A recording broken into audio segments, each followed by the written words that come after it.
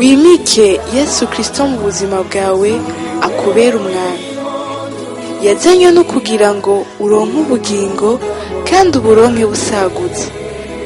Ba mu ijambo rizana ubuzima, ubuzima bwawe bubeho buhinduka. Umusaraba ni etape incontournable. Umusaraba ni kibanza tugomba gushikako. Aho uri kuca hose noti umwami ari kumwe nawe.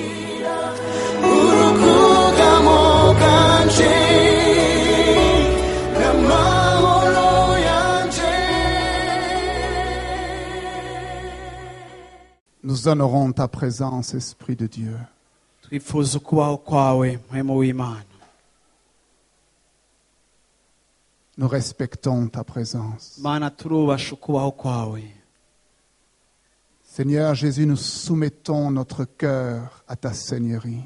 Mana ducishije bugufi imitima yacu ku bumana bwawe. Tu es le chef de l'Église. Uri umutwe w'ishengero. Et tu fais comme tu le veux ce matin. Kandi Mana ubikora uko ushaka muri kino gitondo.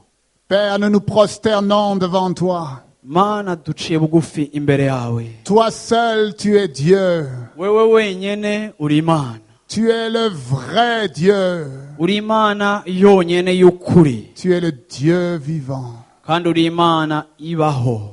Et nous t'adorons ce matin. Kandi muri kino gitondo turaguhimbaje. À toi et à toi seul toute la gloire. Ku bwawe wenyene icubahiro cose. Pour tout ce que tu diras. Ku vyo uza kuvuga vyose. Pour tout ce que tu accompliras. Ku vyo uza gukora vyose.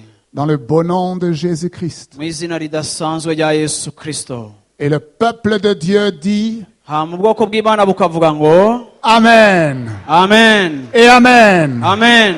Et Amen. Amen. Je ne vous ai pas dit de vous asseoir. Sinababwiye kwicara. Nous ne sommes pas dans la présence d'un homme ici. Ntiduhagaze imbere y'umuntu hano. Nous sommes dans la présence du roi des rois. Ariko turi imbere y'umwami w'abami. Dans la présence du Seigneur des seigneurs. Umwami w'abami. Est-ce que l'on peut acclamer Jésus-Christ Bega dans twokomera cet amashi endroit? Yesu. Alléluia! Hallelujah. Alléluia! Hallelujah. Combien d'entre vous savez que tout ce dont Dieu a besoin, c'est d'un peuple? Ikintu nindazi ko icimana ikeneye ari ubwoko. Vous avez le droit de me répondre. Murafise uburenganzira bwo kunyishura. Combien d'entre vous savez que Dieu, tout ce dont il a besoin, c'est d'avoir un peuple? Ni bande muzi ko icimana ikeneye ari kuronka ihanga canke ubwoko bwayo, abantu bayo?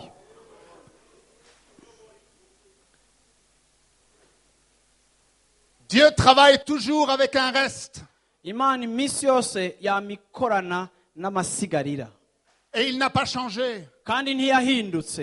Dans les temps de la fin, Mu bihe vy'iherezo, Dieu travaillera uniquement avec son Église fidèle. Imana izokorana gusa n'ishengero ryayo ryizigiwe.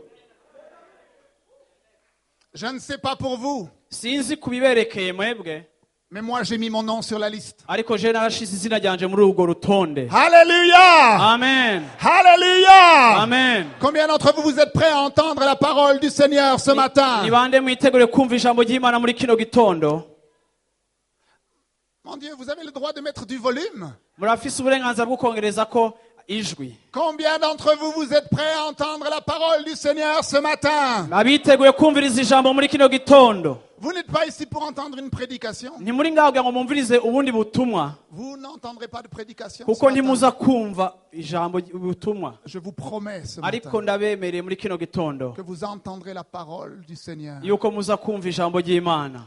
Dieu va sceller quelque chose dans votre cœur que vous n'oublierez jamais aussi longtemps que vous vivrez. imana igiye kubiba ikintu mu mutima wawe utazopfa wibagiye igihe cyose uzoba uriho Parce que ce n'est pas l'œuvre d'un homme, kuko si igikorwa c'umwana w'umuntu mais c'est l'œuvre du Saint-Esprit. ariko n'igikorwa ca mpwemu yera Et la même mesure avec laquelle vous allez vous servir, kandi urugezo muza gukoresha mu c'est la kwihereza mesure que Dieu utilisera pour vous ni bénir. nagwo rugezo imana iza gukoresha mu kubahezagira. Êtes-vous prêts, peuple de Dieu, pour recevoir la parole prophétique? muriteguye bwoko bw'imana kwakira ijambo ry'ubuvugishwa? Lorsque Dieu parle, igihe imana ivuze il ne parle pas à la multitude. ntivugana n'umugwi munini w'abantu Il parle toujours aux individus. ariko ivugana n'umuntu ku gatwe kiwe. Dieu ne tire pas au hasard. imana ntivuga ibintu mu gihamana Mon Dieu est un tireur d'élite. ariko imana yacu ni imana wa wundi babandi barasa bakagema. Lorsqu'il s'adresse à quelqu'un,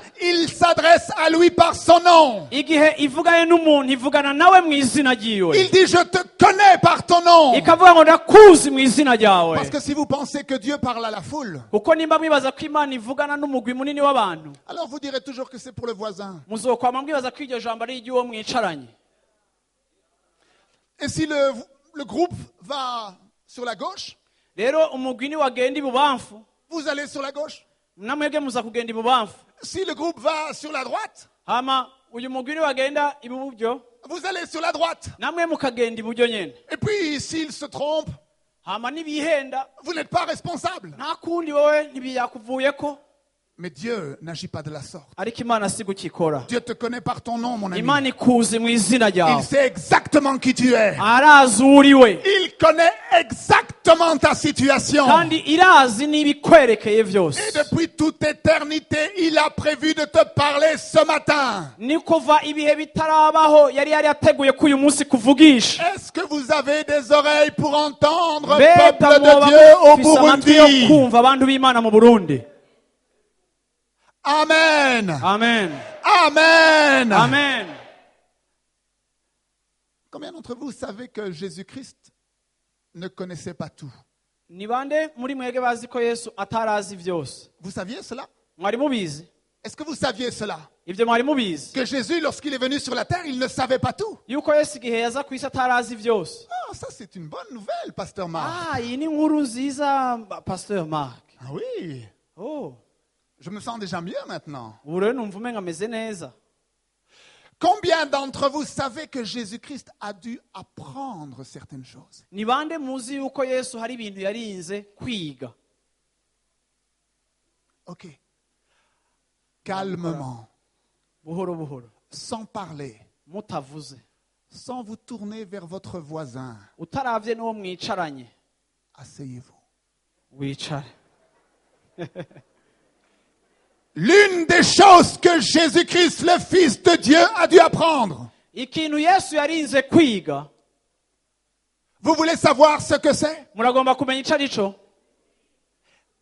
Non, je ne pense pas que vous avez envie de savoir ce que c'est. sinibaza ko mukeneye kumva ico kintu atarazi. Est-ce que vous voulez savoir l'une Mesdames, des choses que Jésus-Christ a dû apprendre? murashaka kubimenya? La chose principale que le Fils de Dieu sur terre a dû apprendre, ikintu nyamukuru umwana w'imana yarinze kwiga c'est l'obéissance. ni ukumvira. Oh. Oh. Non, pas oh. Est-ce qu'on peut acclamer le Seigneur pour votre précieux pasteur? Jésus-Christ, le Fils de Dieu, a dû apprendre l'obéissance. yesu kristo yarinze kwiga kumvira. Wow. Ah. Là, je me sens encore mieux maintenant. aho rero numva rero menga merewe neza rero ko Parce ndacumvise. que moi aussi, cette histoire d'obéissance, mon Dieu, j'ai parfois quelques problèmes avec. kuko nanje iki kintu co kumvira nanje ni ikintu kingora.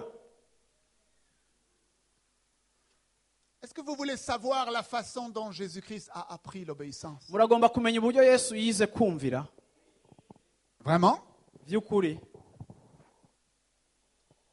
J'ai pas l'impression qu'ils ont envie de savoir comment Jésus-Christ a appris l'obéissance. ndabiravye mbona umenga ntimushaka kuvyiga. ntimugomba no kubimenya. Moi, lorsque je veux quelque chose, mon Dieu, tout le monde le voit, tout le monde l'entend, tout le monde le sait, tout le monde le comprend. Iyo nshaka ikintu abantu bose barabimenya bakabibona kandi bakabisobanukirwa. Est-ce que vous voulez savoir comment Jésus-Christ, le Fils de Dieu, a appris l'obéissance? Muragomba kumenya ingene yagombye kumenya kumvira. Mwamaze kuvuga mu gifaransa.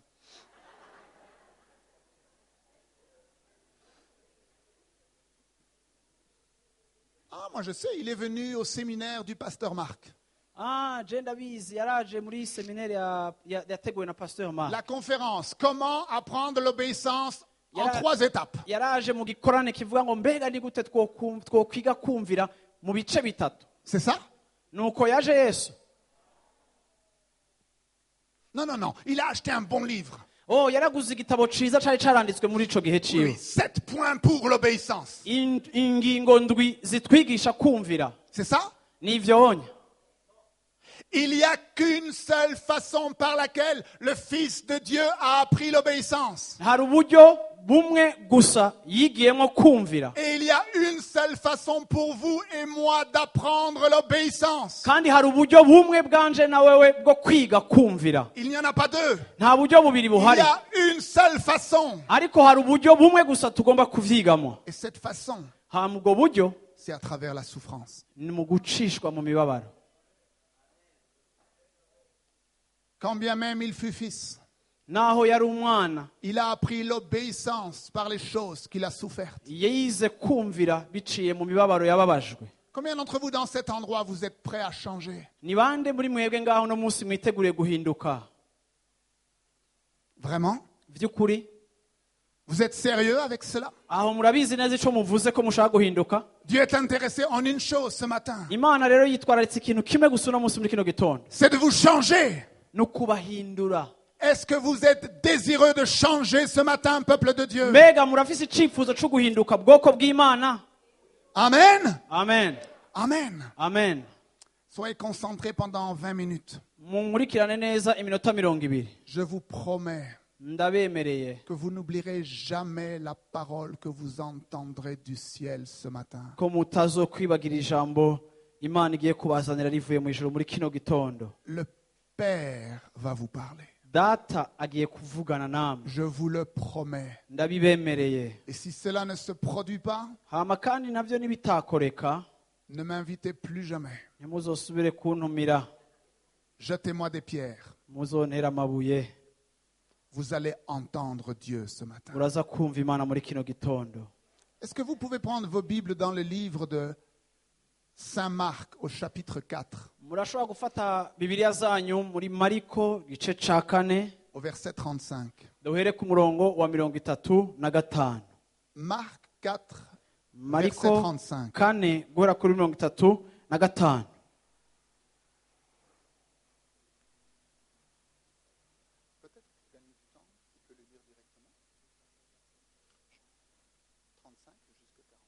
Okay, 4 kuva kuri 35 gushika kuri 41. Kuri uwo munsi bugorovye arababwira ati tujabuke tuje hakurya. Basiga abantu hano bamujana mu bwato yahozemwo kandi ayandi mato yari kumwe nabo.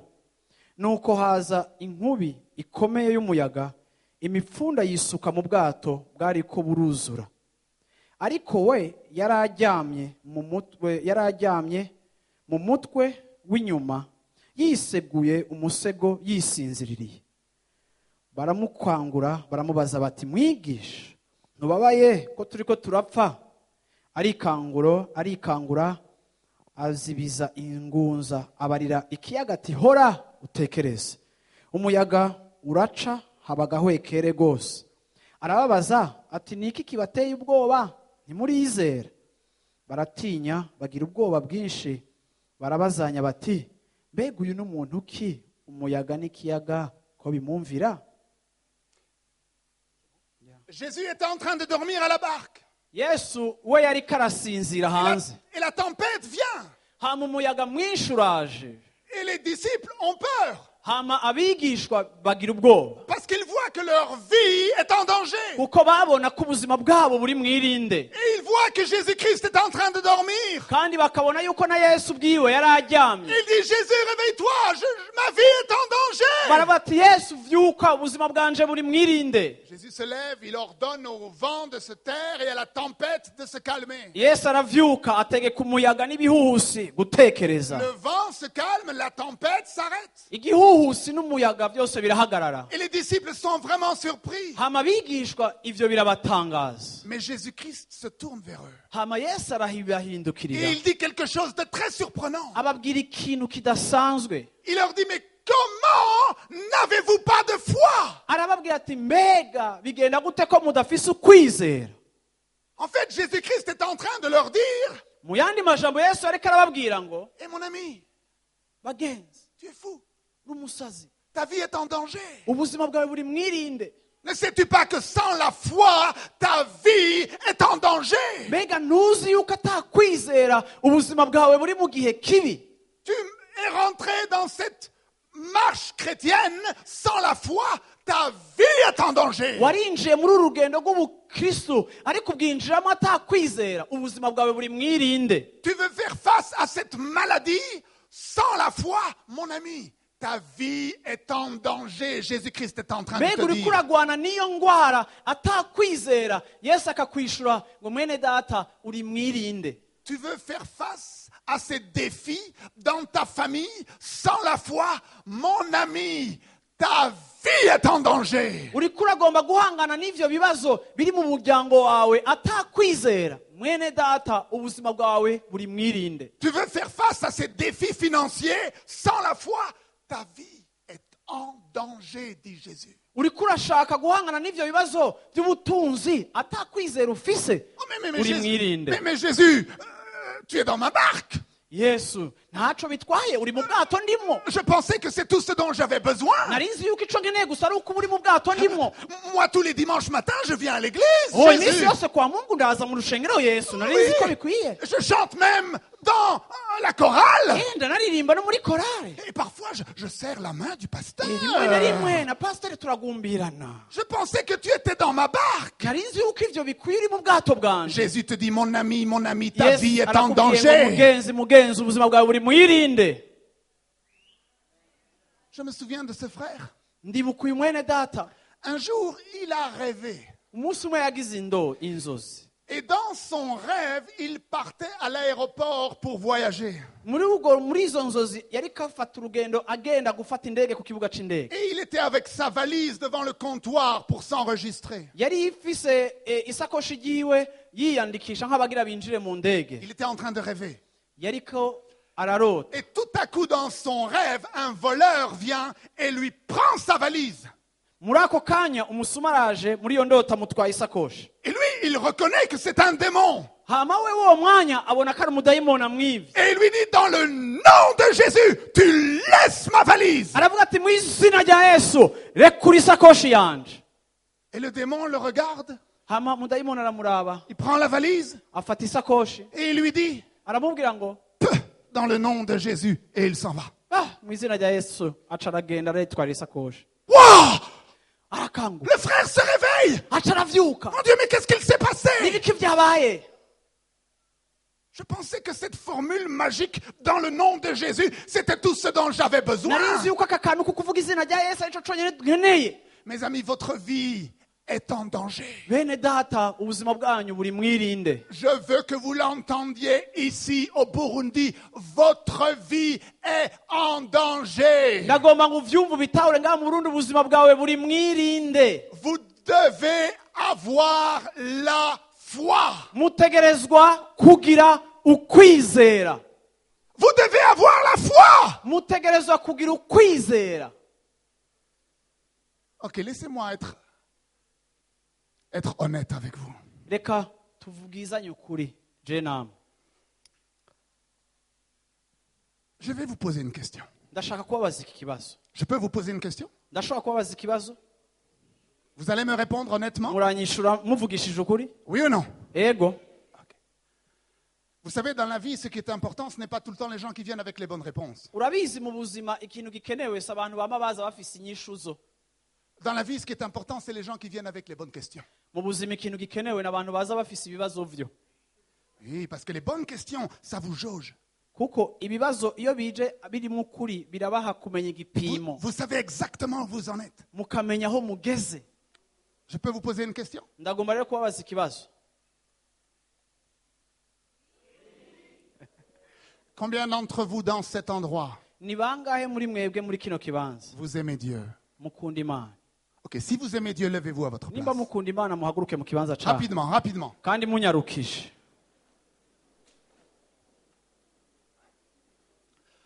Pasteur Marc, Pasteur Mark, regarde. raba, Tout le monde aime Dieu ici. nta n'umwe adakunda Imana uno munsi ngaha muri kino gitondo. Mon Dieu, nous sommes dans la bonne foule. Oh, turafise abantu beza. Et là, vous dites oui. Mukavuga ngo ego. Bon, on va se mettre d'accord, hein? Rero tugiye kumvikana. Pasteur Marc, Jewe frère Marc. na mwene data Mark niko Amen. yitwa nawe. Pour que ce soit clair quand je vous parle. Rero kugira muze kumenya uwo navuze nza kukoresha gutyo nyene. Et là, vous dites, frère Marc, je pensais que tu allais me poser une question un petit peu plus compliquée que celle-là. Mukavuga ngo mwene data Mariko twari tuzi ikibazo gihanitse kurusha iconye. Ok, Okay. je vais vous poser une autre question. Reka ndabaza ikindi kibazo.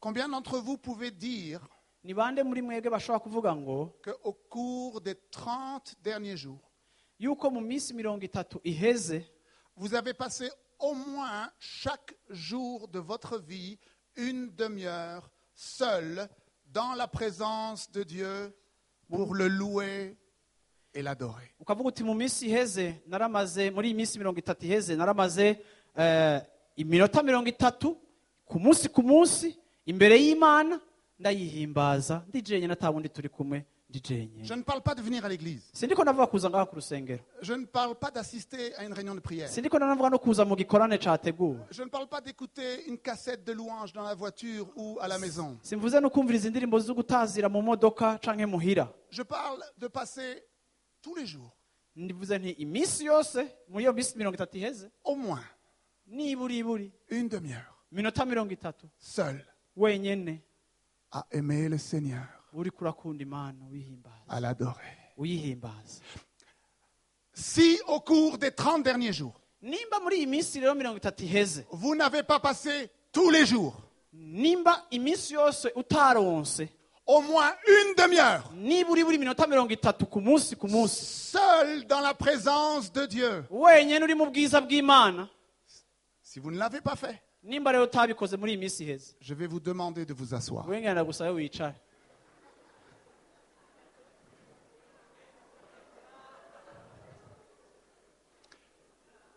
Alors, vous rigolez. Rero mwebwe muriko muratwenga, Moi, je ne rigole pas. jewe sindiko ndatwenga, Et je ne pleure. Je pleure dans cet endroit. ariko ndiko ndarira Et le muri kino Père kibanza. pleure. Kandi na data ararira. Vous n'aimez pas Dieu? Ntimukunda Imana. Vous vous êtes levé quand j'ai demandé si vous aimiez Dieu, vous vous êtes levé. Moi, je vous dis, vous n'aimez pas Dieu. Navuze ngo muhaguruke nimba mukunda Imana mwahagurutse, ariko nane ndababwiye ngo ntayo mukunda. La preuve de l'amour, c'est le temps que tu passes avec quelqu'un. Ikimenyetso c'urukundo ni umwanya umarana n'uwukunda. Si tu aimes quelqu'un, tu passes du temps avec Iyo lui. ukunda umuntu muramarana umwanya. Votre vie est en danger, mes amis. Ubuzima bwanyu buri mwirinde bene data. Le prophète vous le dit. Umuvugishwa arabibabwiye. Vous savez, dans le monde spirituel, rien n'est caché. Urabizi mu buzima bw'impwemu nta kintu na kimwe c'ikinyegezwa kihari. Dans le monde spirituel, rien n'est caché. Mu buzima bw'impwemu nta kintu na kimwe kinyegejwe. Le diable sait exactement où tu en es. Satani we warazi kuri ino saha aho ugeze. Il connaît exactement la puissance qu'il y a derrière le nom de Jésus-Christ dans ta bouche. Arazi Il connaît exactement la puissance du nom de Jésus-Christ qui est dans ta bouche. arazi ubushobozi bw'izina rya Yesu kuri ino saha buri mu kanwa kawe uko bungana. Vous pouvez vous asseoir, vous qui vous êtes. Murashobora kwicara mwebwe mwari mugihagaze. Est-ce que vous êtes prêts à changer, peuple du Seigneur? Mbega muritegure guhinduka bwoko bw'Imana? Est-ce que vous êtes prêts à changer, peuple du Seigneur. mbega muriteguriye guhinduka bwoko bw'Imana? Tu vois, ce n'est pas tout le monde qui a envie de changer. Mwabonye ubu rero si bose bashaka guhinduka. Eux, ils pensaient que tout ce qu'il fallait faire, c'était venir ici chanter Bo Alléluia, bari gloire au bazi yuko ari Seigneur. ukuza bagashima bagasimba, bari bazi ko ari ico conyene gikenewe Écoutez un bon message de prospérité. Demain, je vais avoir une belle no voiture. kumva ubutumwa budasanzwe bwo gutunga ko ejo uzoronka imodoka nziza.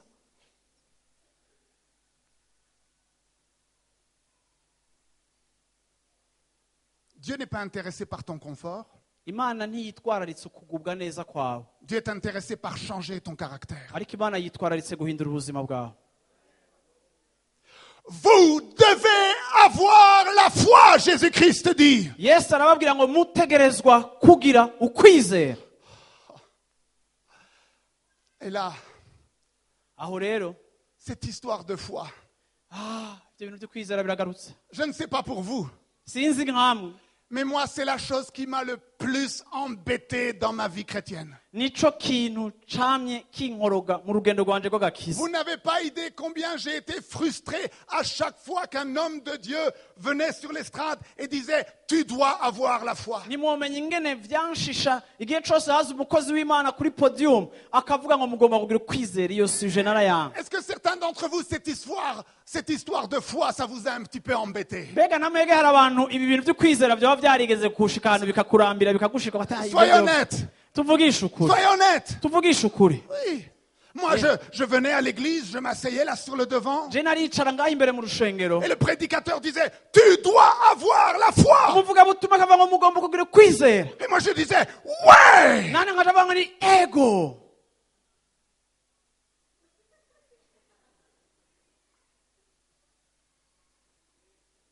Et puis le prédicateur disait « Tu dois avoir la foi ». Agasubira gutegereza kugira ukwizera. Et moi, je disais « Ouais, ouais ». Ego, ego.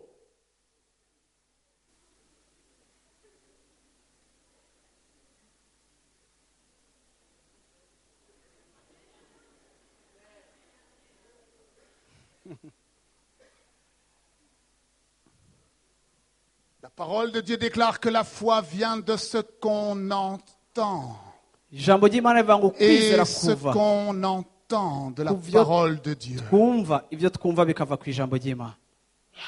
Vous dites, frère Marc, non. Uti mwene data mariko oya kandi vraiment oya. J'ai cru un instant que tu allais enfin m'apporter la clé. Nibajije mu mwanya uheze kugiye kuvuga ikintu rero nari Mais je le nkeneye. connais aussi, ce Ariko verset. iyo verse uvuze nande ndayizi. Combien d'entre vous dans cet endroit, Ni bangahe muri mwege ngaho muri kino kibanza vous aimeriez mwo kwipfuza que je puisse dire, frère, nkakubwira ngo ni mwene data, Dieu a mis une parole dans mon cœur pour vous. Imana yampaye ijambo ku bwawe. Combien d'entre vous, vous aimeriez que je dise, sœur, là, maintenant, Dieu me dit quelque chose vous concernant.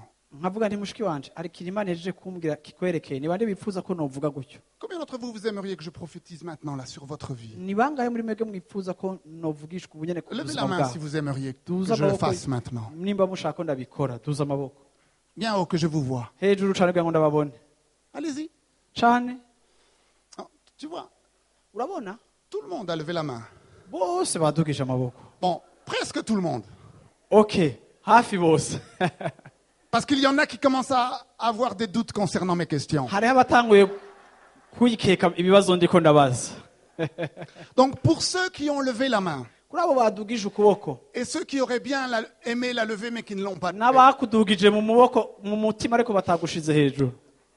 vous savez pourquoi vous avez levé la main? Urazi igituma wadugije ukuboko? Vous voulez le savoir? Urashaka kubimenya?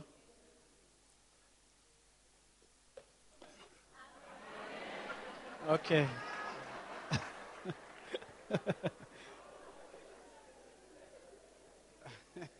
Alors, je vais vous le dire pourquoi vous aimeriez que je prophétise sur votre vie. Ndabibabwira rero igituma mukwifuza ko mvugishwa ku buzima bwanyu.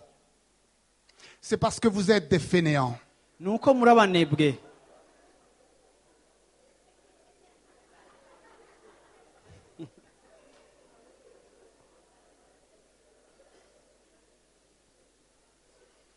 Je peux vous imposer les mains matin, midi et soir. nobarambikako ibiganza ku murango mw'ijoro amasaha yose. Je peux poser mes mains sur votre tête jusqu'à ce que vous deveniez chauve. no gushirako ikiganza gushika naho ushuha canke ucika ubwira ubuhanza kubera ibiganza ku mutwe. Rien ne se produira dans votre vie. Nta na kimwe kizokoreka mu buzima bwawe. Rien. Nta na kimwe. La parole de Dieu déclare ceci. Ijambo ry'Imana rikavuga ngo, Vous irez voir dans Hébreux au chapitre 4 quand vous serez à la maison. muraza gusoma Abaheburayo 4 nimwashika muhira. Vous irez à la maison, j'ai dit. nababwiye ko muza kubikorera muhira. Hébreux 4 au verset 2. Abaheburayo 4 murongo wa 2. Il est dit car cette bonne nouvelle, Aravuga ngo kuko ubu butumwa bwiza, cette bonne nouvelle qui nous a été annoncée, ubu butumwa bwiza twamenyeshejwe, elle a aussi été annoncée au peuple d'Israël. nibwo nyine bwabwiwe n'Abisirayeli. Mais la parole qu'ils ont entendue Ariko ijambo bobo bumvise ne leur servit de rien ntaco ryabamariye, parce qu'elle ne trouva pas la foi dans le cœur de ceux qui l'entendirent. kuko ritasanze ukwizera mu mitima y'abaryumvirije. De quoi est-ce qu'il parle ici dans Hébreux? Mu Baheburayo ariko avuga iki rero ngaho Au verset 2, au chapitre 2. ku murongo wa 2? En fait, il explique que le peuple d'Israël dans le désert Yasobanura ko Abisirayeli mu bugaragwa ont entendu la même bonne nouvelle que vous et moi nous entendons. bumvise bwa butumwa je na mwebwe twama twumva. Alors certains d'entre vous, vous ne saviez pas que Israël avait entendu la même bonne nouvelle que nous. Bamwe rero muri mwebwe ntimuzi ko Isirayeli yumvise ubutumwa bwiza nk'ubwo natwe twumvise. Mais en tout cas, c'est ce que Hébreux 2 nous dit. Ariko Abaheburayo Pardon, igice Hébreux 4. Abaheburayo igice ca 4 niko atubarira.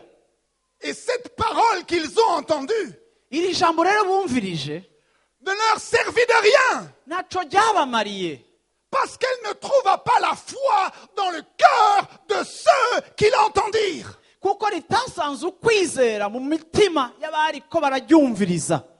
Alors là, vous avez vraiment un gros problème. Aho rero ngaha rero ubu nyene mufise ikibazo gikomeye cyane, Parce que Jésus-Christ vous dit que votre vie est en danger. kuko Yesu abamenyesheje yuko ubuzima bwanyu buri mwirinde.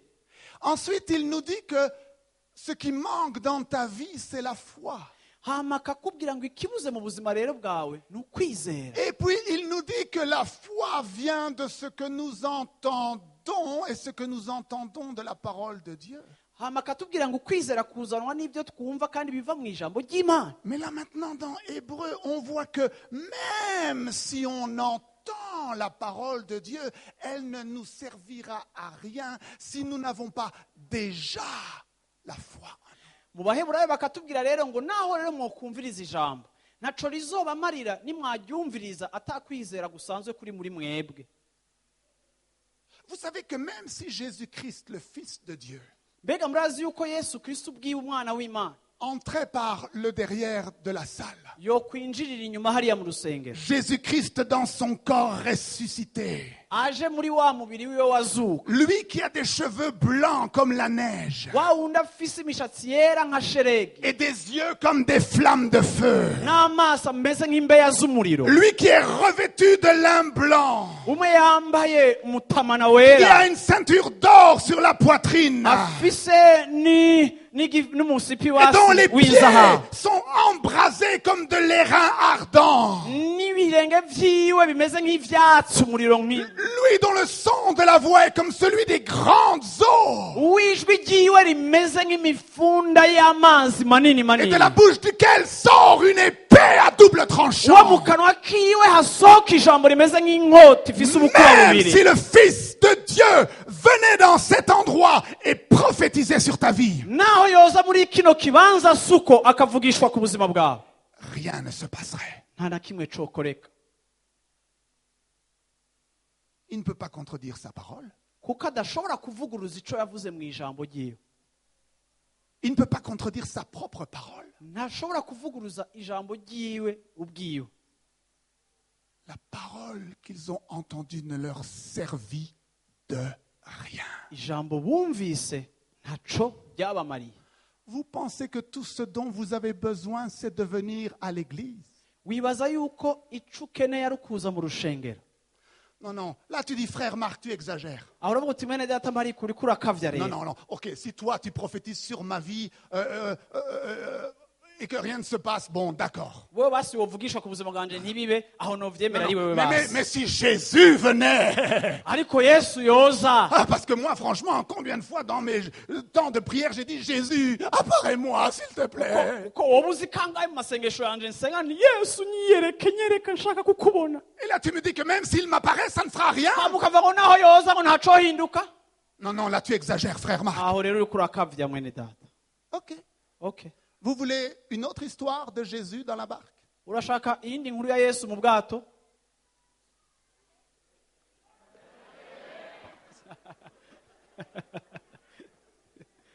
Kakoze yibasha. Moi, j'aime les histoires de Jésus dans la barque. Je rero ndakunda inkuru zivuga Yesu ari mu bwato. Vous aimez les histoires de Jésus dans la barque? Murakunda inkuru za Yesu ari mu bwato? Les histoires simples.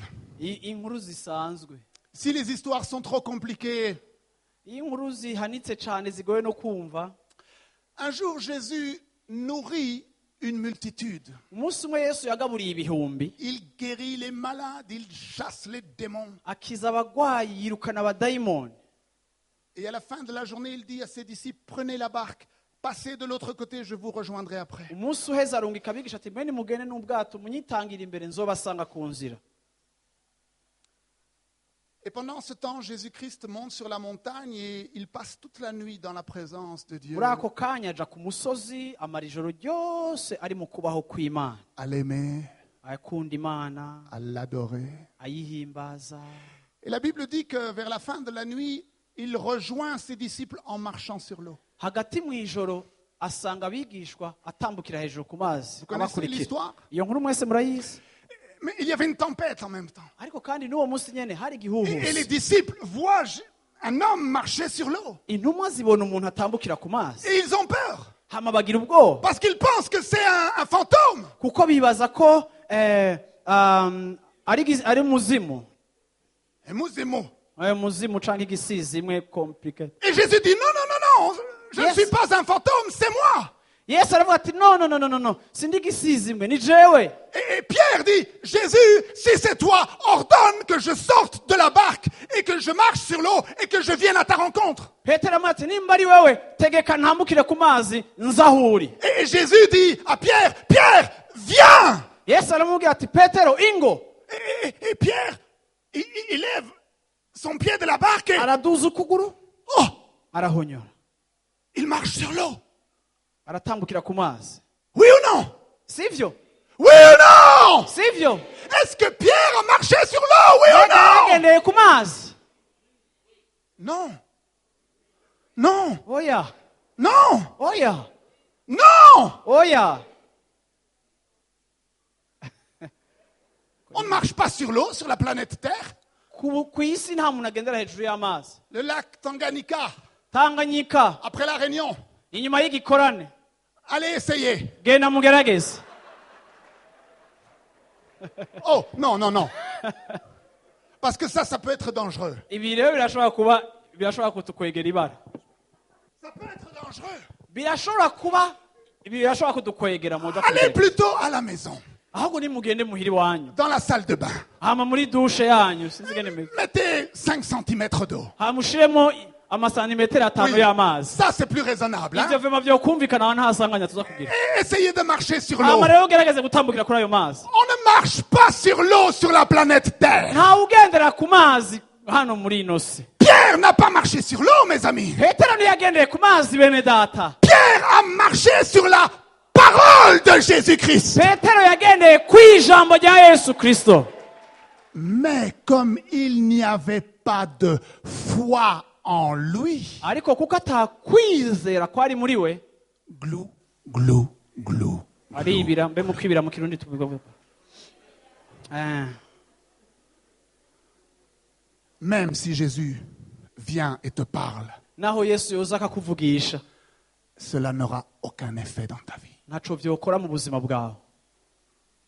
Bien, ben, j'étais ravi d'avoir fait votre connaissance. Ndaryohewe kuba nashoboye kukumenya. On se reverra la prochaine fois. Tuzosubira hanyuma.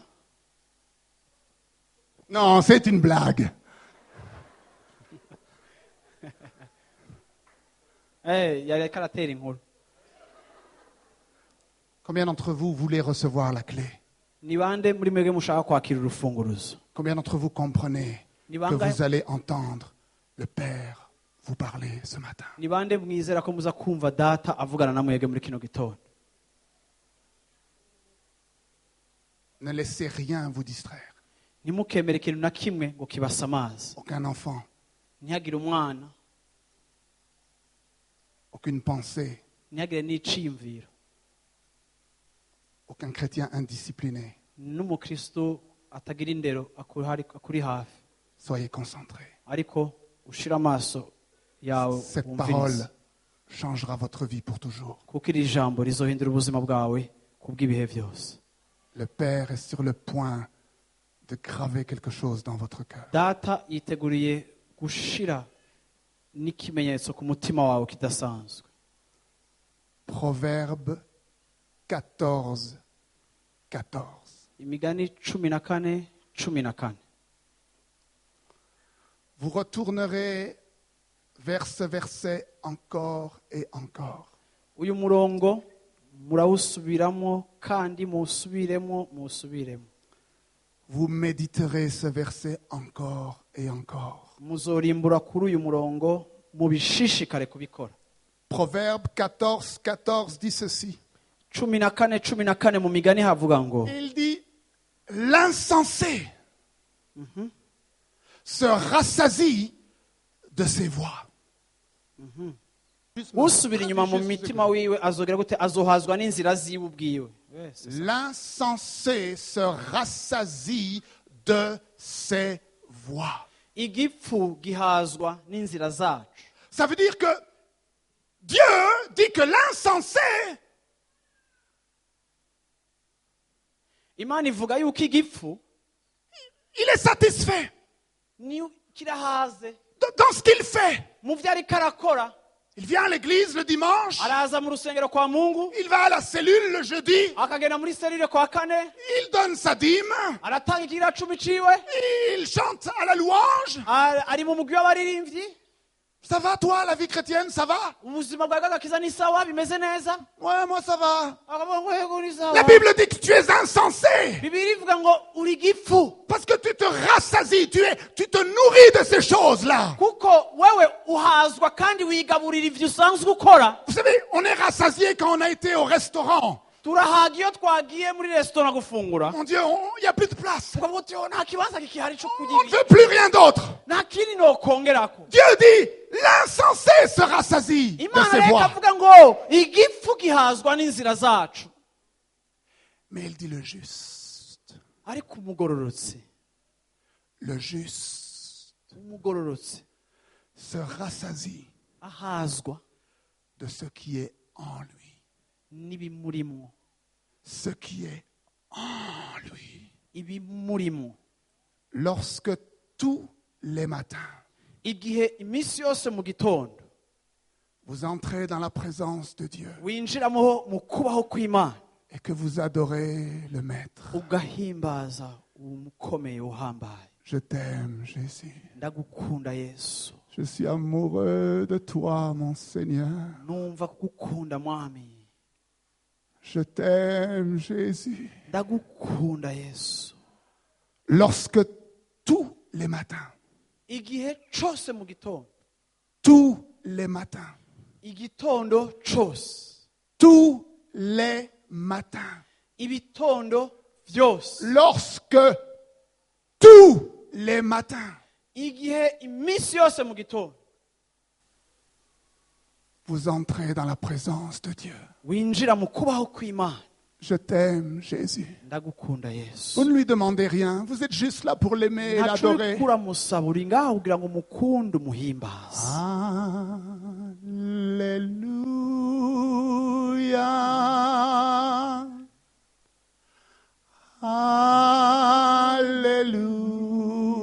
Alléluia. Je t'aime, mon Jésus. Merci pour ton sang. Ndagushima kubw'amaraso yawe. Tous les matins, Iminsi yose vous entrez dans l'intimité avec Dieu. ukinjira mu busabane hamwe n'Imana. quelque chose de surnaturel va se produire. Ikintu kidasanzwe kizokoreka. De la même façon que lorsqu'un homme et une femme entrent dans l'intimité, Nka kwa kundi umugabo n'umugore baja mu mabanga y'abubatse. et que l'homme dépose une semence dans le ventre de la femme. Umugabo agashira imbuto mu nda y'umugore. Lorsque vous entrez dans la présence et l'intimité du Maître, Igihe winjiye mu kubaho no mu busabane hamwe n'umwami, une semence éternelle imbuto y'ibihe bidashira va être déposée iraza igategwa dans votre esprit. mu mpemu yawe, Elle est pure, hama ikagumaho elle est sainte, kandi irera, elle n'a rien à voir avec ce monde, ntaho iyo mbuto ihuriye n'iyi si, elle n'a rien à voir avec vos circonstances, kandi ntaho ihuriye n'ivyo uriko urahura navyo, elle n'a rien à voir avec votre conception du christianisme. nta naho bihuriye n'ingene wowe ivy'ubukristu vyita n'ingene ubibona, C'est une semence divine. ariko ni imbuto yera. Et lorsqu'elle est en vous, Igihe iyo mbuto iri muri wowe, vous êtes une nouvelle personne. ucika umuntu mushasha, Vous êtes différent. uba utandukanye, Quelque chose s'est produit. hari icakoretse. Lorsque vos amis vous appellent au téléphone Igihe abagenzi baguhamagara ku itelefone pour vous parler de choses futiles, bakakubwira ibintu by'ubupfu, vous dites non, non, non, non, laisse-moi, je n'ai pas le temps. uravuga uti nimundeke nta mwanya Il ndabifite. y a quelque chose à moi. Hari ikintu muri jewe, Ne souille pas cette semence. niwonone iyo mbuto yabibwe. Je ne sais pas exactement ce que c'est, mais je sais que je l'ai reçu de mon Père. Sinzi icyo ari cyo neza, ariko iconzi cavuye kwa papa. Quand vous venez à l'église le matin, Igihe uje mu rusengero mu gitondo, vous êtes assis sur votre chaise. wicaye ku ntebe yawe, Vous n'avez pas le temps de plaisanter Na- à gauche et à nta droite. mwanya wo gusamara ibubamfu n'iburyo. Vous avez un rendez-vous Allez. avec Dieu. Ufise gahunda n'Imana. Vous savez que quelque chose va se produire dans votre vie. Murazi yuko ari kiza gukoreka mu buzima bwanyu. Et vous êtes là. Hamuri ngaha, Vous attendez quelque chose. ukarindira ikintu. Vous n'arrivez pas à mettre des mots dessus. Nta majambo mufise yo Mais kugisobanura. vous savez qu'il y a quelque chose en Murazi vous. ko hari ikintu muri mwebwe. Alors, Ahora- le pasteur Marc vient. Umupasiteri akaza kwigisha. Lui aussi, Hama nawe il a passé du temps dans la présence de Dieu. yafashe umwanya mu kubaho kw'Imana. Et il a dit ceci. Hama aravuga ngo, Je t'en supplie, Père, ndakwinginze data, révèle-moi ta parole pour ce précieux peuple. mpishurira ijambo ku bw'aba bantu b'igiciro. Je ne veux pas, Seigneur, Sinshaka data que mon discours repose sur la sagesse humaine. yuko amajambo yanje ahagarara ku bwenge bw'abantu. Seigneur, donne-moi la parole du ciel pour ton peuple, Impamani ijambo ry'ijuru ku bw'ubwoko bwawe, afin que leur foi ne repose pas sur la sagesse humaine, kugira ngo ukwizera kwabo nikubakire ku bwenge bw'abantu, mais sur la puissance de Dieu. ariko bwubakire ku bushobozi bw'Imana. Et il se tient derrière la chair sacrée. Agahagarara ngaha ahera, Et le don de Dieu hama ingabire y'Imana commence à s'exprimer. igatangura kugaragara. Et vous, vous êtes là. Hama nawe wicaye ngaha, Il y a une semence en vous. hari imbuto Et iri tout, muri wewe. et tout d'un coup, le don de Dieu libère la parole. Ingabire y'Imana ikarekura ijambo. Et vous dites, mais je connais cette parole. Ukavuga uti iri jambo ndarizi, Je l'ai déjà entendue quelque part. narimaze kuryumva Ce n'est ahantu, pas un secret pour moi. sibanga kuri jewe. Oui, je l'ai entendu quand j'étais avec mon Dieu. Narabyumvise igihe nari jenyene, Et lorsque le don de Dieu igihe nari ingabire y'Imana rencontre cette semence éternelle, ihuye na ya mbuto y'ibihe bidashira, alors la foi est née. ico gihe rero ukwizera kukavuka. Il n'y a pas d'autre foi que celle-là. Nta kundi kwizera atari uko, Il n'en existe aucune autre. nta kundi kuriho. cette foi-là, le diable ne peut pas la défier. uko kwizera satani ntashobora kuguhagarara imbere. Aucune maladie ne peut lui faire face. nta n'indwara ishobora guhagarara imbere y'ukwizera nk'uko. Aucun problème dans ton couple ne peut lui résister. nta kibazo na kimwe cyo mu rugo rwawe gishobora guhanga uko kwizera. Aucun manque financier ne peut s'opposer à cette foi-là. nta kintu na kimwe ku bijyanye n'ubutunzi bwawe gishobora kuza kurwanya bene uko kwizera. Vous vous souvenez des disciples qui ont dit à Jésus, augmente-nous notre foi. muribuka abigishwa babwiye Yesu ngo twongerereze ukwizera. Qu'est-ce que Jésus a dit? Yesu yababwiye iki? Jésus leur a dit, vous ne comprenez rien, mes amis. yababwiye ngo ntaco mutahura bene data, Vous êtes ignorants, muri abatazi, vous êtes fainéants, muri binebwe, vous êtes religieux. muri abanyedini. La foi, ça ne marche pas comme ça. ukwizera si uko kugenda. La foi, c'est une semence. ukwizera n'akabuto. Si seulement tu avais la foi comme une semence de grain de sénévé. mbega wogira ukwizera nk'akabuto ka sinapi. Si seulement tu m'honorais chaque matin et venais dans ma présence, alors cette semence viendrait dans ton cœur. mbega yaba uvyuka mu gitondo igihe cose ukaza mu kubaho kwanje, ico gihe ako kabuto Et koza. tu pourrais ordonner à toutes les montagnes de ta vie de se jeter dans le lac Tigananka et il obéirait. ugategeka imisozi yose guhenukira mu kiyaga kandi bigakoreka. Il n'y a pas d'autre foi. nta kundi kwizera kuhari. Vous êtes prêts à changer, peuple de Dieu? muritegure guhinduka bwoko bw'Imana. Vous voyez, lorsque Dieu a créé Adam et Ève, urabona igihe Imana akora Adamu na Eva ikabarema, il ne les a pas créés avec la foi. ntiyabaremesheje ukwizera bafise ukwizera. Il n'en avait pas besoin. nta kwizera bari bakeneye, Ils voyaient Dieu tous les jours. kuko babona Imana iminsi yose. Il marchait avec eux dans le jardin. yaragendana nabo mu itongo. Pourquoi aurait-il eu besoin de foi? none ni gute Adamu na Eva bari gukenera ukwizera? Dieu les avait créés avec les 5 sens. Imana rero yabaremye bafise sanse zose uko ari zitanu. Les 5 sens. izi sanse zitanu: La vue, ushobora kubona, l'ouïe, ushobora kumva, l'odorat, ushobora kumotegwa, le goût no gushobora kumva akanovera, et le toucher. no gushobora kumva ikigukozeko. Les 5 sens, rero ivyo bintu bitanu mais pas la foi. nta kwizera kwarimo. Vous comprenez? muravyumva?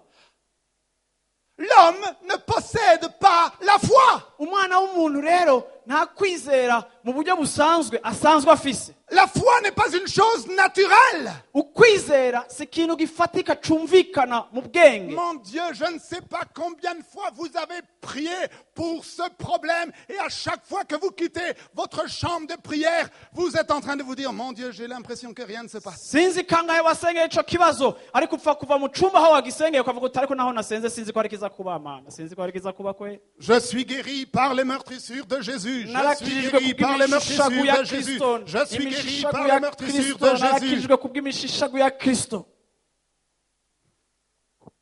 Bon, où sont mes médicaments? imiti yanje iri he? ibinini vyanje.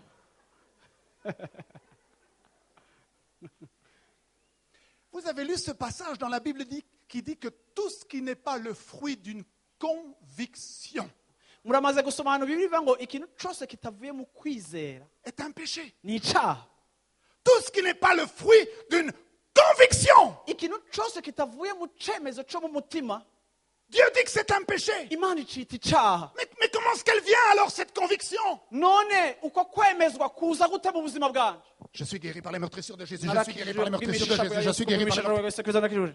Non, oya, ce n'est pas naturel, la foi. ukwizera si ibintu bifatika vyumvikana. La foi, c'est une semence. ukwizera ni imbuto. Je t'en supplie, Seigneur. ndakwinginze Mana, Toi seul, tu es ma vie. wewe wenyene niwe buzima bwanje. Oh, je veux seulement me nourrir de ce que tu mets en moi. ndashaka kugaburirwa gusa n'ico ushize mu buzima bwanje. Vous savez que vous n'êtes même pas sauvés par la foi. murabizi yuko mbega mutanakijijwe kubwo kwizera? Vous saviez cela? mwari mubizi? Ah, là, vous vous dites maintenant, là, le frère Marc, aho rero il a une théorie mwene bizarre. data rero arazanye inyigisho z'ibinyoma. Pasteur Marc, fais attention, coupe-lui le micro vite fait. Pasiteri Mark zimya mikoro hari inyuma. Karabaye. Comment pouviez-vous être sauvé par quelque chose que vous n'aviez pas? Mwari gushobora gukizwa gute n'ikintu mudafise?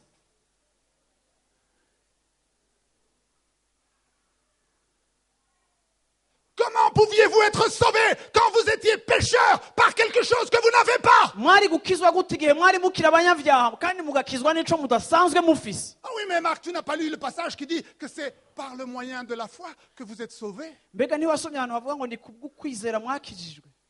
Oui, mais il faut lire un petit peu jusqu'au bout de la phrase. Ariko heza iyo verse C'est par la grâce ni kubw'ubuntu que vous êtes sauvés, par le Mukijijwe. moyen de la foi. biciye mu kwizera. Et cela ne vient pas de vous. Kandi ibyo ntibiva kuri mwebwe.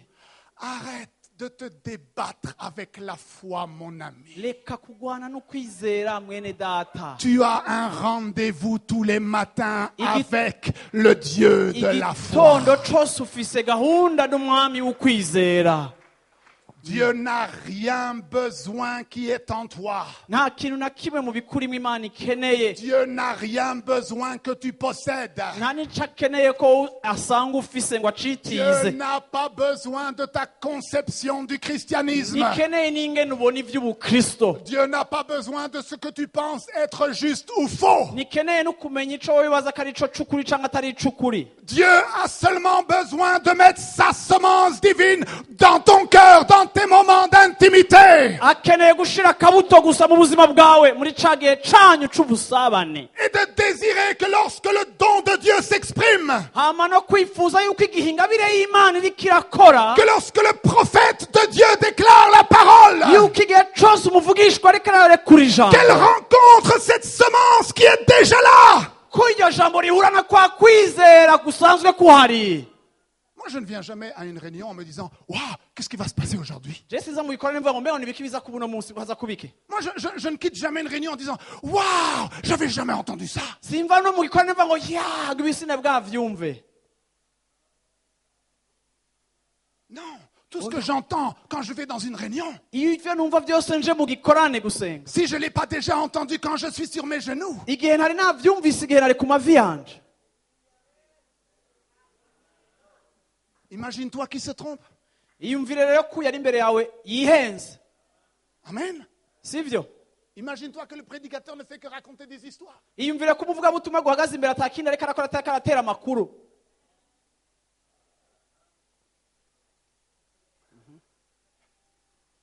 Vous vous souvenez de Jésus-Christ qui a dit aux disciples « Ce ne sont pas tous ceux qui m'appellent Seigneur, Seigneur Muribuka ko Yesu yabwiye abigisha ngo sabanyita mwami mwami qui sont sauvés. bakijijwe.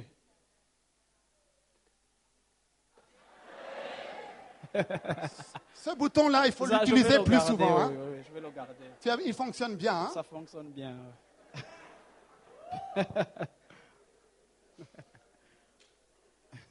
À qui Jésus parle? Ninde Yesu ariko arabwira? Où est-ce qu'on trouve les gens qui disent Seigneur, Seigneur? Ni hehe duhora dusanga abantu bavuga ngo mwami mwami? Tubasanga Pas dans la rue. ntitubasanga kw'ibarabara? Ici, Aha là, aha là, aha là. hari Juste là. aha.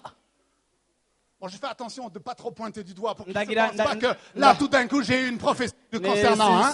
situnga agatoki ntimabeza ko ndabavugishijwe ko, Hein? Parce que si tu connaissais ton Dieu, mon ami, kuko niyo yaba waruzi umwami wawe mugenzi, on pourrait te pointer du doigt matin, midi et soir, tu ne serais pas ébranlé. wogutuwe ngo urutoki ariko ntiwonyiganyizwe yaba waruzi neza ivyo urimo. Quelle femme je dois épouser? N'uyohe mugore nkwiye kurongora? Hein? Quel mari je dois épouser? N'uyohe mugabo nkwiye kwakira? Pasteur, t'as pas une parole pour moi? Nta jambo Imana yaguhaye gapasiteri. Quel travail je dois apprendre? Mbega mwokora akazi akahe? Pasteur, j'ai besoin d'un conseil. Pasiteri akeneye Je kumpanura. n'ai qu'un seul conseil pour toi, mon ami. Nta yindi nkuru nta yindi mpanuro ndagufitiye. Va prier seul dans ta Genda chambre. usenge wenyine mu cumba cawe. Amen. Haleluya. De toute façon, je continuerai de vous aimer. Ivyo ari byo byose nzoshishikara kubakunda. Paul a dit, même si vous devez moins m'aimer, ce n'est pas grave, je continuerai de vous dire la vérité. Pawulo yaravuze ngo n'igihe mwonyanka je nzoshishikara kubabwiza ukuri. Jésus dit, ce ne sont pas tous ceux qui disent Seigneur, Seigneur qui seront sauvés. yesu yaravuze ngo abavuga ngo data data mwami mwami si bose bazora ubwami bw'imana. Les gens vont dire, mais Jésus, moi je venais à l'église, ukavuga ati je nashaka kuja gusenga, je donnais ma dîme, naratanze ishikanwa j'ai même ryanje, imposé les mains aux malades. narashize n'ikiganza ku bagwayi J'ai dit Alléluia, je ne sais plus combien de fois. navuze haleluya sinoguharura inshuro zinga. Jésus va répondre quelque chose de très surprenant. yesu aca yishura ikintu gitangaje cane. Moi j'aurais cru que Jésus allait lui répondre, tu ne me connais pas mon ami. nari nzi ko yesu aza kuvuga ati we ntunzi mwene data, Non, Jésus répond autre chose. ariko yesu yishura akoresheje irindi Vous voulez jambo. savoir ce qu'il lui a répondu? mushaka kumenya ico yishuye? Il lui a répondu, je ne te connais pas. ngo azokwishura uwo muntu ngo sindigeze ndakumenya, Je ne te connais pas. si ndakuzi. Combien d'entre vous ce matin, vous pouvez dire sans l'ombre d'un doute que Jésus te connaît? ni bangahe mushobora kuvuga muri kino gitondo ngo yesu aranzi? Vous savez, la vie et les problèmes de la vie murabizi ubuzima n'ibibazo byabwo nous blessent. bihora bidukomeretsa. Ce père qui aurait dû prendre soin de toi, uyu mupapa yari akwiye kukwitwararika neza, mais au lieu de cela, il a abusé de toi. ariko hakugufata neza ahubwo yakugiriye ibibi. Tu as une cicatrice dans ton cœur, ufise inkovu mu mutima wawe une blessure. n'igikomere. Ce mari qui aurait dû prendre soin de toi et être fidèle et qui est parti avec une autre femme, uwo tu as une mugabo blessure dans ton cœur. yari akwiye kukwitwararika ariko yafashe uwundi mugore, ivyo onya bikuzanira igikomere mu buzima bwawe. Ces enfants à qui tu as tout donné et puis qui se sont rebellés contre toi, tu as une blessure dans ton cœur. abo bana bari bakagombye kukwitwararika kuko wabahaye byose, ariko bakakugumukako bikakuzanira Ce igikomere. pasteur qui devait te nourrir avec la parole de Dieu, mais au lieu de cela, il a pris tout ton argent et puis il vivait une vie de débauche. Ça a blessé ton cœur. uwo mupasitori yategeza kugaburira ijambo ry'ubuzima, ariko yafashe ubutunzi bwawe bwose arabutwara, byarakomerekeje ubuzima bwawe. Et tous, nous avons fait face à des moments très difficiles. twese rero mu buzima bwacu turamaze guhura n'ibihe bigoye. Et ce que vous avez fait, vous avez bâti autour de votre cœur une forteresse pour vous protéger.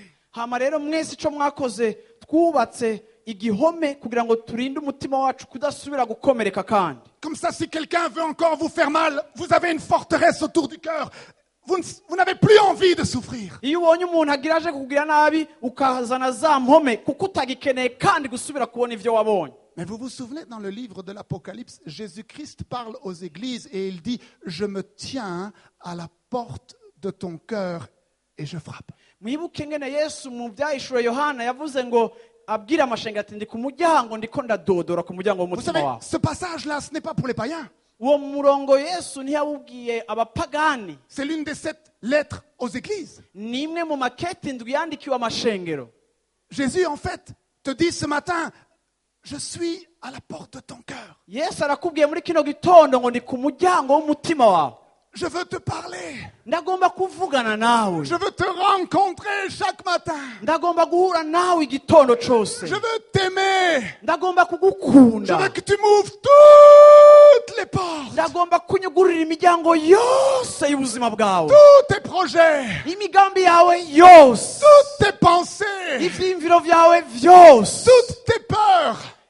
ubwoba bwawe bwose, Toutes tes craintes. ibiguhagaritse umutima vyose, Je veux avoir l'intimité avec toi. ndagomba kugira ubusabane nawe, J'apporterai la guérison dont tu as besoin. zoza ndakugemuriye ugukira gukenewe mu Je buzima te bwawe, donnerai une pensée claire. zoguha iciyumviro Tu ne gitomoye, seras plus dans la confusion. ntuzosubira kugendera mu kuzazanirwa. Je vais te donner une colonne vertébrale spirituelle. Plus aucune circonstance ne t'ébranlera. igomba kuguha igiti c'umugongo co mu buryo bw'impwemu, atangorane nimwe izosubira kunyiganyiza mu buzima bwawe. Viens, rencontre-moi. ingo uhure nanje. Vous savez, moi je suis quelqu'un de dur. urabizi je ndi umuntu atorosha ibintu, akara canke ahambara. Oui, je suis dur. ndi umuntu ahambaye Vous pouvez mentir sur moi. woshaka ukambeshera Vous pouvez me voler. wonyiba Vous pouvez tricher. woncamwo Ça ne me fait rien. ntaco vyongira Je suis dur. kuko Dieu ndi m'a umuntu bâti atoroshe. comme cela. imana yanyubatse yanteguye inkomeza ndi umuntu atoroshe Parce que je ne me nourris que de ce que lui met dans mon cœur. kuko nta kindi kingaburira kiretse ibyo wewe anshizemo Pourtant, il y a une personne. ariko hariho umuntu Il umwe y a une personne hariho umuntu umwe qui a accès direct à ce cœur. afise uburenganzira mu mutima wanje Une personne humaine. umuntu abaho muzima Vous voulez savoir qui c'est? mushaka kumenya uwo ari we Non, vous ne voulez pas savoir qui c'est. ntimushaka kumenya uwo ari we basi C'est mon épouse. ni umugore wanje Il suffit qu'elle ouvre la bouche. hakenerwa gusa ko yugurura akanwa Même parfois, elle n'a pas besoin d'ouvrir la bouche. na rimwe rimwe ntakeneye no kugurura Mais je akanwa sais qu'elle veut ouvrir la bouche. ariko nkamenya gusa yuko agira yugurura akanwa Ah! Ca- goshe bica Elle byinshi m'atteint directement. ankorako ku mutima aho nyene Et j'ai dit, mais Seigneur, hama ndavuga nti mana mais comment ça se fait? bigenda gute Moi, je suis tellement dur. je ndi umuntu atoroshe Rien ne m'affecte. nta kintu kinkorako Mais comment se fait-il que cette femme que tu as mis à côté de moi, elle arrive à toucher mon cœur? bigenda gute ko uyu mugore wanshize iruhande ari we ashobora gushika ku mutima wanje Et Dieu m'a répondu. haba imana irambwira ngo Il m'a dit, Marc, avuga ati mariko cette femme-là peut atteindre ton cœur parce que c'est la seule personne uyu mugore arashobora gukora ku mutima wawe kuko niwe muntu wenyene pour qui tu as abaissé toutes les barrières autour de ton cœur. wakuriyeho ibihome byose byari bikikuje umutima wawe urabimanura Je n'ai plus aucune protection nta kikinkingira na kimwe mfise autour de mon cœur ku mutima wanje impande yawo en ce qui concerne cette merveilleuse femme, ku bijanye n'uwo mugore w'igitangaza Marie-Claude. marie Claude. claude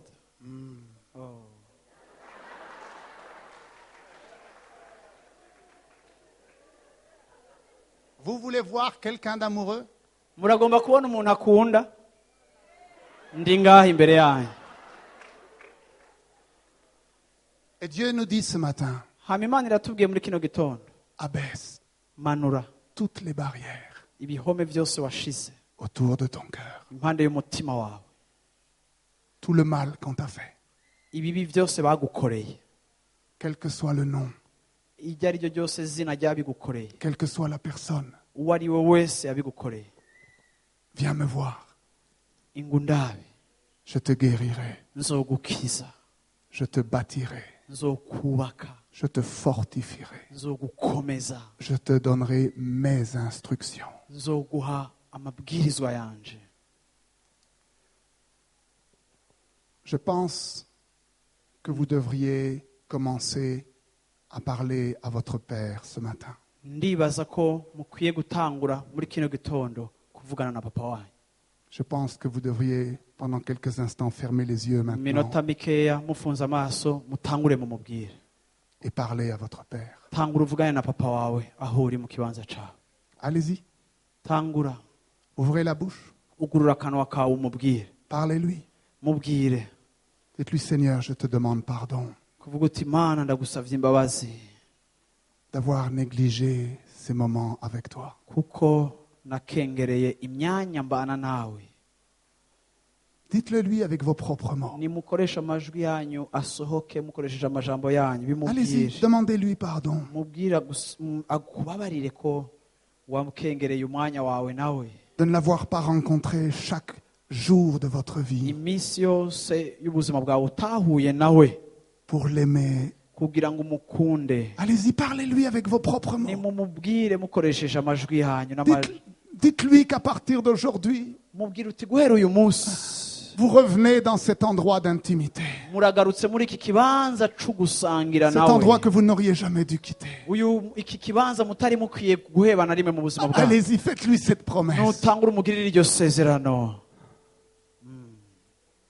Luttez pour entrer dans cet endroit d'intimité. mwagwanye kugira ngo mwinjire muri iki kibanza cy'ubusabane nawe Mais je déclare maintenant la parole prophétique sur votre vie. ariko ndatangaje ijambo ry'ubuvugishwa hejuru y'ubuzima bwawe Dieu libère dans votre cœur une fin nouvelle. imana irekuye mu buzima bwawe inyota nshasha Un amour nouveau. urukundo rushasha Une consécration nouvelle. ukwishikana gushasha Pour le mettre lui et lui seul en premier. kugira ngo we wenyene gusaba uwa mbere Tous les jours de votre vie. iminsi yose y'ubuzima bwawe Vous ne pourrez pas commencer un seul programme sans d'abord vous être tenu dans sa présence. ntimuzotangura gahunda n'imwe y'umunsi mutabanje kuza mu bwiza bwiwe Dans le nom de Jésus. mu izina rya yesu Oh, rabalaba, shekelebanta.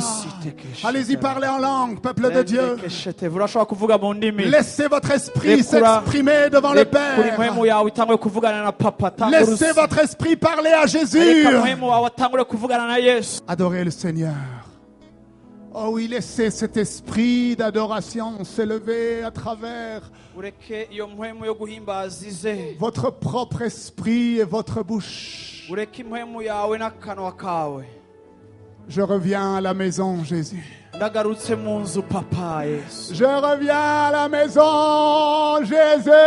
ndagarutse muhira yesu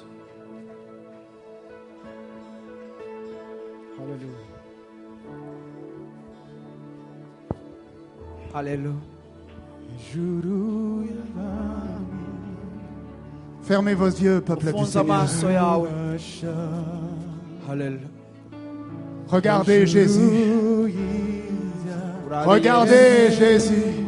Urabe yesu Regardez Jésus. urabe yesu Regardez Jésus. urabe yesu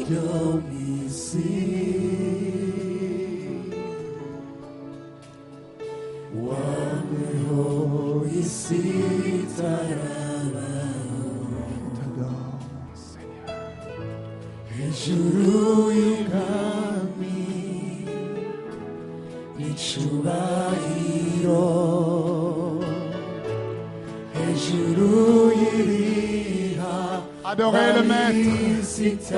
oh uhimbaza umwami Adorez le uhimbaza Maître. umwami Alléluia. Alléluia. Oh, Jésus.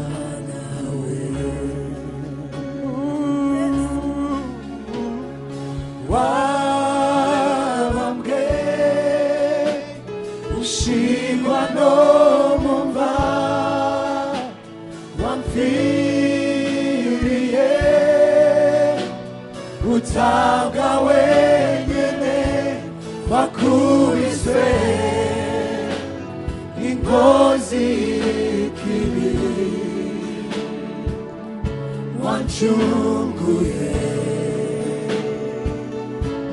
Mungu wawe ushimwe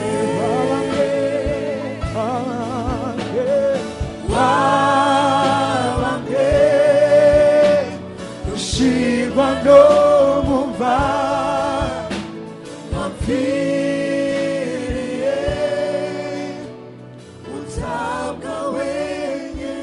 Je dois obéir au Seigneur.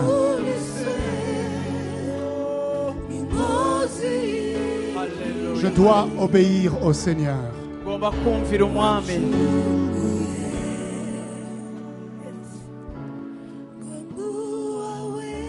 Je dois obéir au Seigneur. ngomba kumvira umwami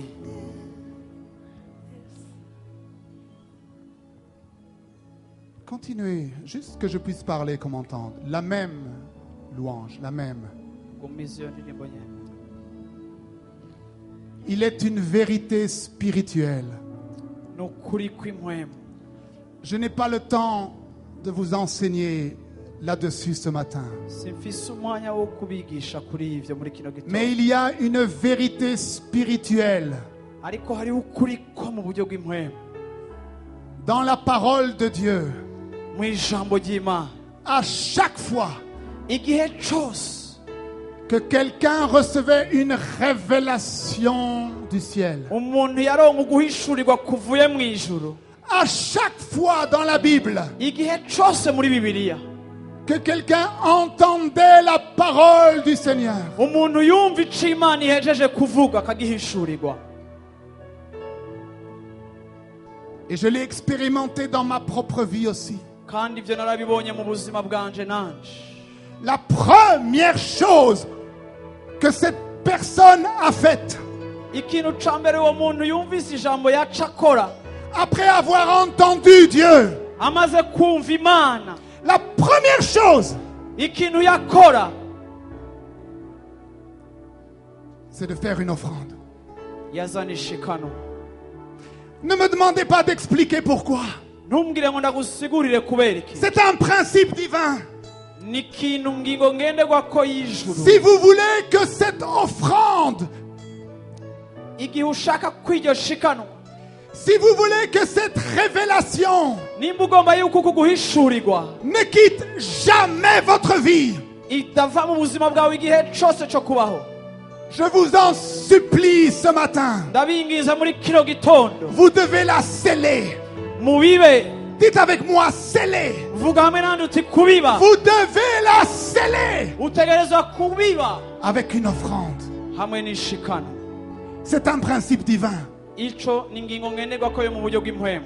Vous qui savez de quoi je parle, Abazi ico ndiko ndavuga venez sur le devant muzane ngaho imbere, et scellez cette révélation uzane ishikano ubiba iko kuri uko guhishurirwa imbere ngaho imbere, avec une offrande d'adoration. uzanye ishikano Et ry'ishimwe. je vous promets dans le nom de Jésus Kandi ndababwiye ndabasezerane mu izina rya Yesu, que lorsque le diable essayera de remplir votre tête avec toutes sortes de pensées impures, igihe cose satani azogomba kuzuza ivyiyumviro vyanyu n'iciyumviro kitari co, l'Esprit de Dieu vous attirera dans sa présence. o mpwemu w'Imana azoza mu kubaho kwiwe. Je vous le promets dans le nom de Jésus. Ndabibe abasezeraniye mu izina rya Yesu. Amen. Amen.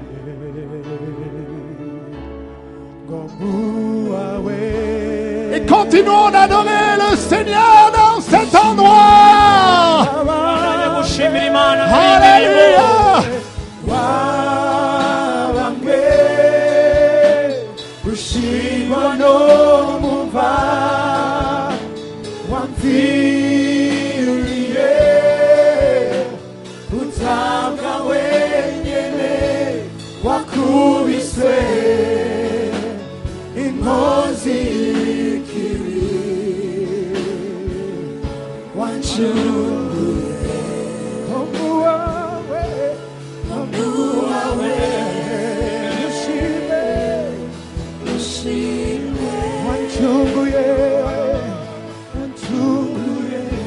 Vous aussi, apportez votre offrande et puis revenez adorer le Seigneur. Bandanya guhimbaza Imana, uzana ishikanwa ryawe. Allez, apportez votre offrande. Uzana ishikanwa ryawe. Alléluia! Haleluya. Alléluia!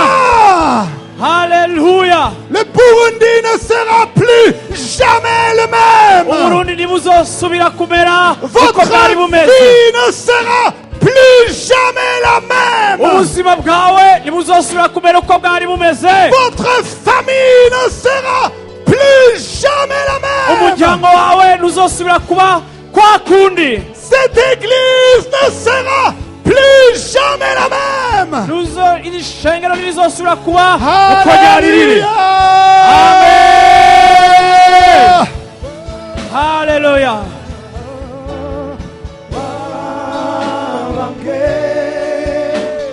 ushirwa no mumva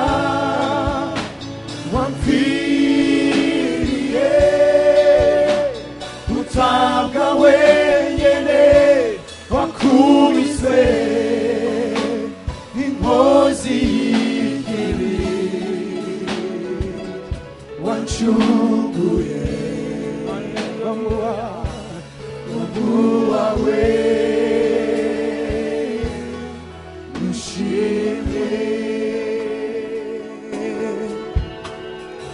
Nous apportons devant toi, Seigneur,